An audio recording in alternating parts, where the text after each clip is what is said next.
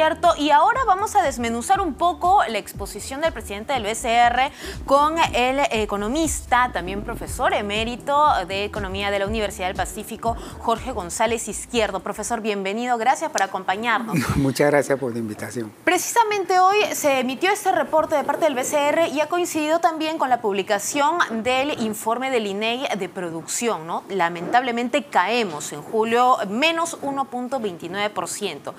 Pero vamos hablando un poquito de lo que dijo del BCR y su proyección en cuanto al crecimiento del 2023. ¿Qué tan certero va a ser esta proyección, ¿no? ¿Se cumplirá? ¿Llegaremos a crecer 0.9% o probablemente no? El gobierno, a través del señor ministro de Economía, días atrás anunció que a partir de julio, dijo, la economía iba a comenzar. Claro. Pero resulta que julio ha salido peor que junio. Así es. ¿No? O sea, el crecimiento, la caída... La tasa negativa de crecimiento ha sido mayor que junio, entonces vamos a esperar agosto para ver cómo es. Hay dos nubarrones que van a condicionar si el crecimiento de alrededor de 1% que se está estimando para este año, puede ser un poco menos, poco más, se puede cumplir o no, o no se puede cumplir. Dos nubarrones hay en lo principal. En primer lugar, cuán drástico, cuán fuerte va a ser la llegada del fenómeno del Niño global, que se sumaría al fenómeno del Niño costero. Si es un golpe muy fuerte, ¿no?, va a ocasionar que la economía se resienta aún más. Y el crecimiento de repente va a estar cercano a cero. Y el segundo va a ser si se cumplen las perspectivas que los expertos anuncian de que a lo largo de todo este segundo semestre el precio del petróleo y los combustibles va a ser esto. Ya empezó a hacerlo. Claro, incluso la OPEP ha anunciado que va a haber una menor producción de hidrocarburos. Ya empezó. Entonces, esos dos shocks provenientes del extranjero, digamos, uno por la parte de los combustibles y otro del clima, podrían condicionar y provocar que esos estimados aún todavía podrían ser algo menores, ¿no? ¿Esta producción, niño, afectará directamente al sector agropecuario o va a tener golpes? No, a varios. Mira, te agarra al agro, te agarra la pesca, te agarra transportes, te agarra construcción y también te agarra manufactura primaria. ¿No? Entonces, sí, golpea. Ahora, ¿cómo podría esto influir en el crecimiento de la pobreza, profesor? ¿Superaremos el 30%? A mí no me cabe la menor duda que el 27.5% de pobreza que el INEGI estimó para el año 2022, este año haya aumentado. No sé cuánto, pero ha aumentado básicamente por dos razones. Primero, por la relativa alta inflación que estamos experimentando de hace meses y sobre todo la relativa alta inflación de alimentos, que golpea mucho a los que menos tienen. Y segundo, por el lentísimo crecimiento, el crecimiento negativo de los primeros 7 meses de este año, que obviamente incide en una mayor pobreza, ¿no? Profesor, si habláramos un poco de la producción, esta producción que ha caído ya entre enero a julio 0.58%. Cuando decimos que la producción cae, ¿a qué nos referimos exactamente? Que si tú agarras enero-julio de este año y lo comparas con enero-julio del año anterior, si el año anterior, para ponerlo la gente me entienda fácil, si el año anterior se produjeron 10 naranjas, enero-julio del año anterior y enero-julio de este año se han producido 8 naranjas, se ha producido menos. Pues. Entonces hay una caída en la producción. No es que no se haya producido nada, no, se ha producido menos con lo que me estoy comparando. Pero hay una cifra más fina y es compararme con el mes anterior. Ahí tengo que desestacionalizar cifras, pero a mí me gusta comparar el indicador con el cual te comparas. Claro, ahí para poner en contexto un poco a las personas, estamos hablando de cómo ha ido la producción en julio y este reporte del INEGI, y si lo comparamos con los resultados de junio. De junio y abril, mayo. Ya ha caído más todavía. En términos de trimestres, según el INEGI, Desde el cuarto trimestre del 2022, comparado con el tercer trimestre, el crecimiento fue negativo. El primer trimestre de este año, comparado con el cuarto trimestre, el trimestre anterior, siguió siendo negativo.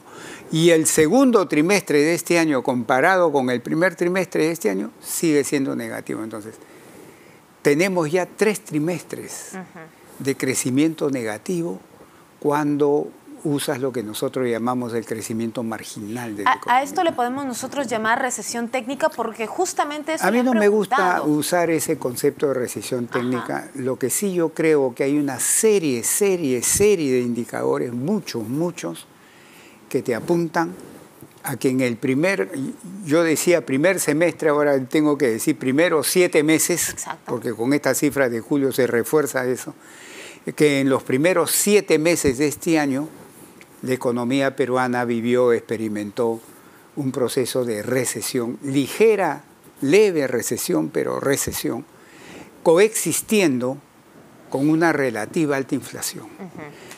En economía, cuando tú juntas los dos al mismo tiempo, recesión con inflación, se configura un fenómeno que se llama estanflación. Estan de estancamiento, inflación de inflación. O sea, nos quedamos, digamos que en un tiempo con altos precios y de bajo crecimiento. Claro. Ahora, Entonces, pero eso es en los primeros 7 meses, ¿no? Entonces vamos a ver cómo se comporta agosto, septiembre, octubre, noviembre, diciembre, son 5 meses, para ver si podemos voltear ese crecimiento negativo que hemos tenido en los primeros 7 meses, ¿no? Si los podemos voltear. Pero también hay una cosa que hay que decirle a la gente.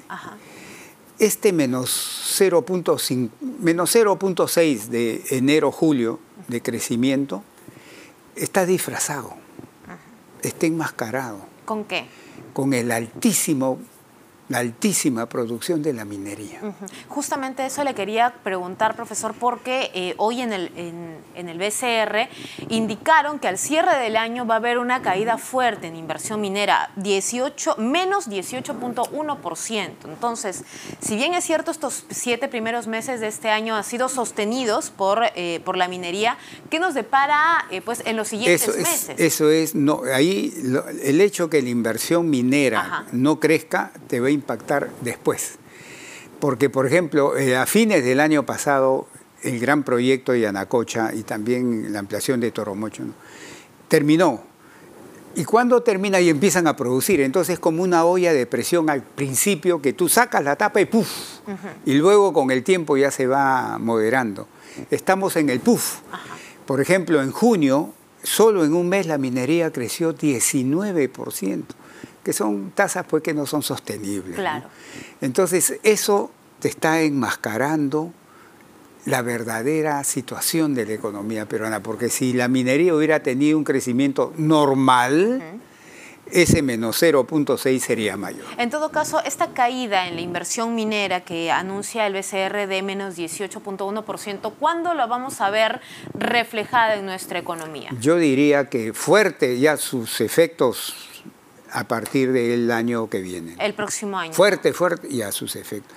Y también a las razones que ha dado el señor presidente del Banco Central de por qué estamos con crecimiento negativo, que es los factores climatológicos, principalmente, la inestabilidad política, que todos pensaban que ya nos habíamos liberado, pero no es así, todavía social estamos cargando e un poco institucional que te ha afectado la inversión, pues lo que estás diciendo. Exacto. Esta inestabilidad es uno de los factores que te afecta la inversión, que es negativa.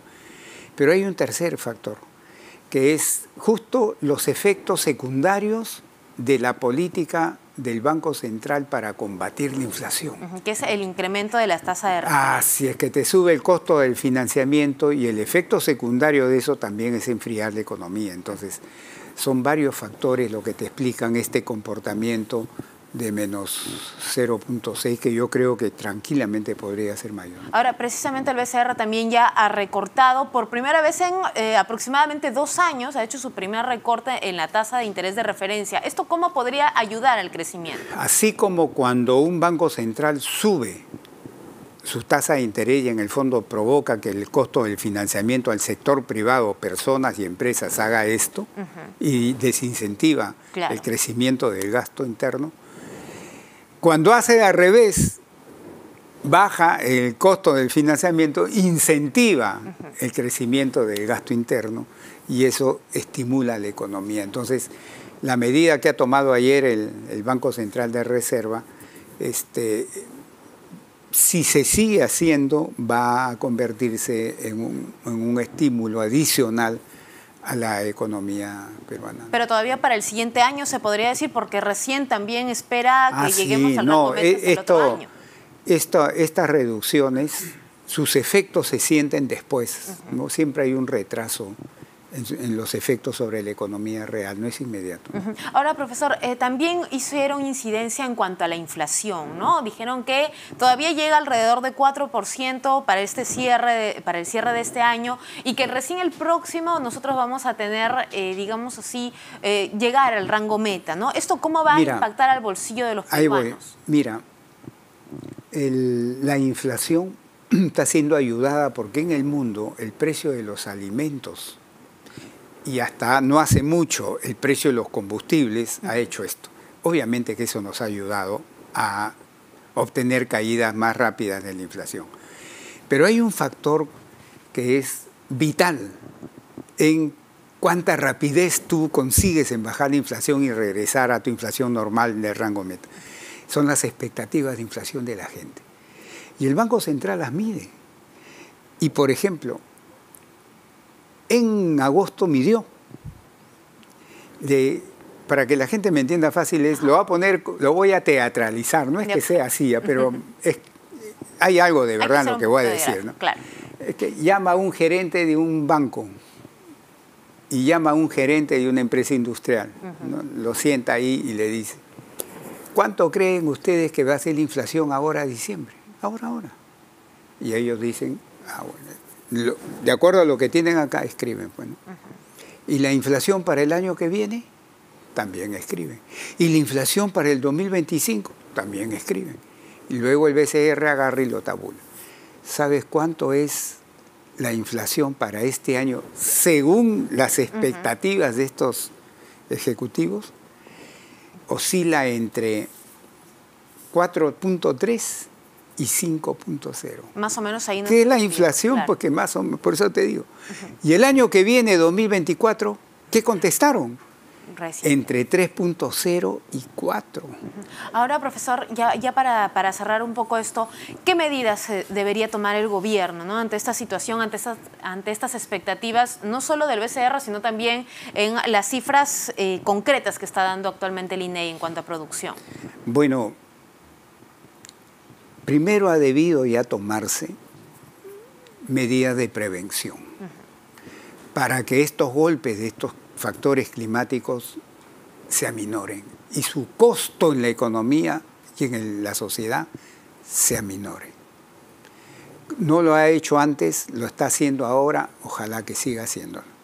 Segundo, reconstrucción, porque estos fenómenos naturales te rompen un puente, te rompen una carretera, te rompen un dique, tienes que reconstruir, todo eso es gasto público que te estimula la economía, ¿no?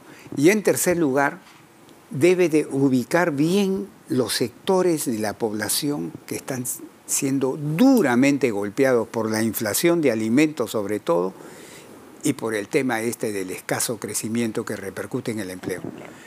Ubicarlos bien y como con un rayo láser hacerle transferencias monetarias temporales, transitorias, para aliviarle su sufrimiento, por lo menos mientras duran estos factores climatológicos, etcétera, esta inestabilidad política, social. Son las tres cosas que yo vería que el gobierno de la presidenta Dina Boluarte debería hacer. Perfecto, profesor. Le agradecemos mucho al profesor Jorge González Izquierdo, profesor emérito de Economía de la Universidad del Pacífico, aquí en Economía.